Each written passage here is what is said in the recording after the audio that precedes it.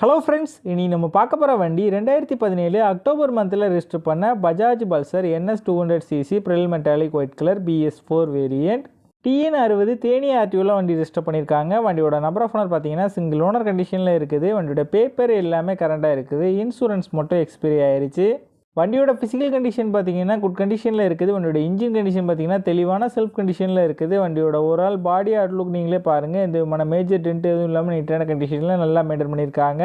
ரீசெண்டாக தான் general service oil சேஞ்செலாம் பண்ணியிருக்காங்க. வண்டியோட ஃப்ரண்ட் அண்ட் பேக் 2 டயரும் நல்ல கண்டிஷனில் இருக்குது. எதுவுமே சேஞ்ச் பண்ணுற மாதிரி இல்லை. இந்த வண்டியில் எந்த விதமான மேஜர் ரீப்ளேஸ்மெண்ட் எதுவுமே கிடையாது.